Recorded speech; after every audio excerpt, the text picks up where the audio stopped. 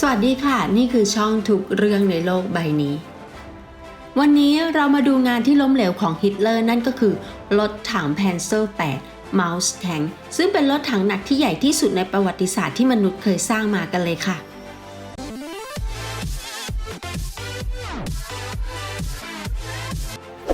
ในสงครามโลกครั้งที่ 2 ซึ่งเริ่มต้นด้วยการที่เยอรมันบุกโปแลนด์ในเดือนกันยายน 1939 เยอรมันชนะฝรั่งเศสภายใน 6 สัปดาห์และวางแผนจะบุกสหภาพโซเวียตในเวลานั้นฮิตเลอร์มั่นใจว่าเขาจะไม่ทำสิ่งที่ผิดพลาดซ้ำรอยแบบนโปเลียนและเขาจะสามารถครอบครองสหภาพโซเวียตได้ภายใน 4 เดือน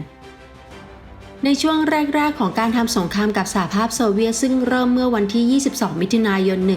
1941 กองทัพเยอรมันกำลังก้าวหน้าในชัยชนะฝ่ายเดียวและหยุดที่มอสโกในยุทธการมอสโกการต่อต้านอย่างแข็งแกร่งของกองทัพโซเวียตแนวเสบียงที่ยืดยาวของกองทัพเยอรมันและด้วยฤดูหนาวที่หนาวเหน็บของสหภาพโซเวียตในท้ายที่สุดกองทัพเยอรมันล้มเหลวในการยึดครองมอสโกและต้องถอยทัพนับตั้งแต่การบุกสหภาพโซเวียตการรุกจะต้องหยุดลงครั้งแรกฮิตเลอร์เริ่มหมดความอดทนและสั่งการให้พัฒนารถถังใหม่ที่จะสามารถทะลวงแนวป้องกันอันแข็งแกร่งของโซเวียตด้วยความต้องการของฮิตเลอร์นี้โครงการพัฒนารถถังหนัก 72 ตันซึ่งถูกระงับเนื่องจากถูกตัดสินว่าทำไม่ได้ก็ได้รับการแก้ไขและแปลงเป็นโครงการใหม่เพื่อพัฒนารถถังหนัก 100 ตันการพัฒนารถถังหนักใหม่เริ่มขึ้นในเดือนมีนาคม 1942 ภายใต้ชื่อโครงการ VK 100.01 โดยมีคูปและปอร์เช่เข้าแข่งขันและในที่สุดปอร์เช่ก็ได้รับเลือกให้เป็นผู้พัฒนารถถังหนักใหม่ได้รับการพัฒนาโดยเน้นไปที่พลังป้องกันและโจมตีโดยเฉพาะและเพื่อให้สามารถป้องกันปืนต่อต้านรถถังทั้งหมดที่มีอยู่ในเวลานั้นและทำลายรถถังทั้งหมดได้ด้วยความต้องการที่ซับซ้อนเพิ่มขึ้นสำหรับการพัฒนารถถังใหม่โปรเจกต์นี้ได้รับการจัดระเบียบออกแบบใหม่โดยปอร์เช่ป้อมปืนอาวุธโดยคุปและประกอบด้วยออร์เคตการออกแบบขั้นสุดท้ายซึ่งตรงตามข้อกำหนดของฮิตเลอร์ได้รับการอนุมัติในเดือนมกราคม 1943อาวุธหลักของ Panzer 8 Maus คือปืนหลักลำกล้องปืนยาว 55 แคลิเบอร์ 128 มม. และป้อมปืนสามารถใช้งานร่วมกับปืนหลักลำกล้องปืนยาว 38 แคลิเบอร์ 150 มม. ส่วนอาวุธรองติดตั้งด้วยลำกล้องปืน 36.5 แคลิเบอร์ขนาด 75 มม. และปืนกล MG34ในที่นี้ลำกล้องปืนแคลิเบอร์คือความยาวของลำกล้องที่หารด้วยเส้นผ่าศูนย์กลางของปืนและจะเห็นว่าความยาวของลำกล้องปืน 128 มม. ของลำกล้อง 55 แคลิเบอร์คือ 128 มม. คูณ 55 ดังนั้นจึงมีความยาวลำกล้องอยู่ประมาณ 7 เมตรเนื่องจากจุดประสงค์ของการพัฒนารถถังเมาส์คือการต่อต้านการป้องกันที่แข็งแกร่งของสหภาพโซเวียตปืนหลักขนาด 128 มม. สามารถเจาะบังเกอร์คอนกรีตหนา 4 เมตรและเมื่อใช้ปืน 150 มม. มันมีพลังยิงการที่แข็งแกร่งในการเจาะบังเกอร์คอนกรีตหนามากกว่า 4 เมตร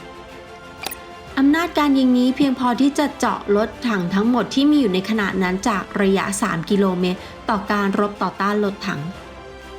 และในส่วนของพลังการป้องกันด้านหน้าของป้อมปืนคือ 220 มม. ด้านข้างของรถถัง 180 มม. ด้านหลัง 150 มม. และส่วนล่างของตัวถังที่มีความหนาสูงสุด 100 มม. เพื่อป้องกันทุ่นระเบิดต่อต้านรถถังเมื่อพิจารณาความหนาด้านหน้าของรถถังทีเกอร์อันทรงพลังอยู่ที่ 100 มม. จะเห็นว่ามันมีพลังป้องกันมหาศาล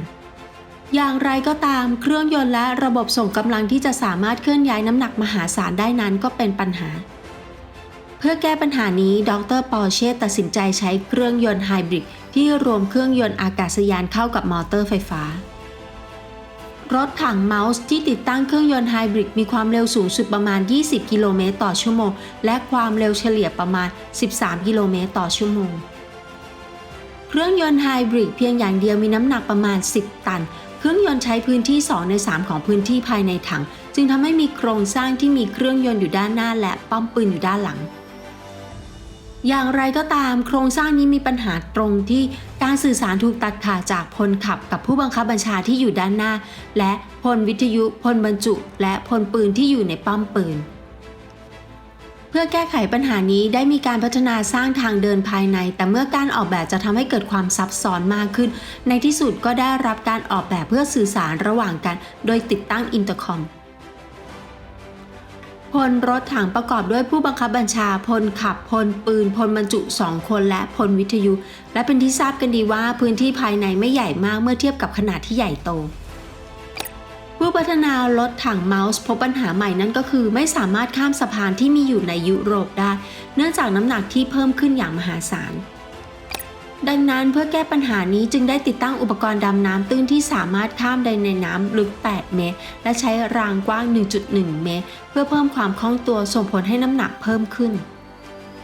กล่าวคือทำให้มีโครงสร้างที่มีน้ำหนักเพิ่มขึ้นอีกครั้งในระหว่างที่แก้ปัญหาในท้ายที่สุดรถต้นแบบที่ติดตั้งป้อมปืนจำลองที่ทำจากคอนกรีตแล้วเสร็จในเดือนพฤศจิกายน 1943 ช้ากว่าที่วางแผนไว้ 1 ปี เนื่องจากมีน้ำหนักมหาศาลถึง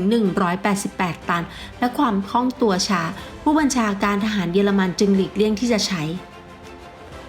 และเมื่อกองทัพเยอรมันพ่ายแพ้ในยุทธการครูซการต่อสู้ด้วยรถถังที่ใหญ่ที่สุดในประวัติศาสตร์ของมนุษย์ได้เกิดขึ้นตั้งแต่เดือนกรกฎาคมถึงสิงหาคม 1943 และพลังยานเกราะของกองทัพเยอรมันเกือบจะพังทลายลงความพ่ายแพ้ในยุทธการครูซก่อให้เกิดความเสียหายร้ายแรงต่อรถถังเมาส์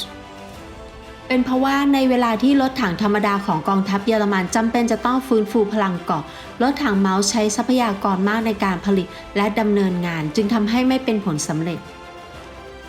ที่เลวร้ายไปกว่านั้นโรงงานผลิตรถถังได้รับความเสียหายอย่างรุนแรงจากการทิ้งระเบิดของฝ่ายพันธมิตรในขณะที่รัฐมนตรีว่าการกระทรวงอาวุธยุทโธปกรณ์อัลเบิร์ต สเปียร์และกูเดเลียคัดค้านการผลิตจำนวนมากของ Mustang ซึ่งมีกำหนดจะผลิตทั้งหมด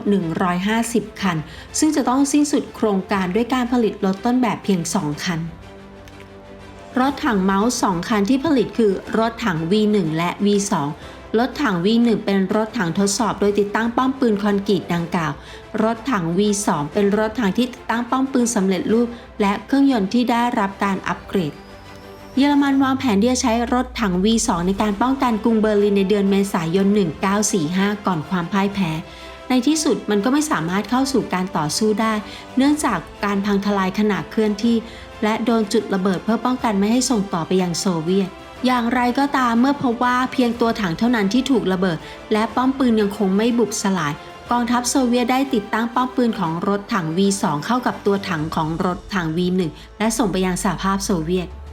รถถังเมาส์ซึ่งมาถึงสถานที่ทดสอบรถถังคูบิคาของโซเวียตเมื่อวันที่ 4 พฤษภาคม 1946 และถูกส่งไปยังคูบิคาแทงมิวเซียมหลังจากการทดสอบและยังคงจัดแสดงอยู่ที่นั่นวันนี้เราได้มารู้จักรถถังที่ใหญ่ที่สุดในโลกนั่นก็คือ Mustang ซึ่งสร้างขึ้นจากความไม่อดทนของฮิตเลอร์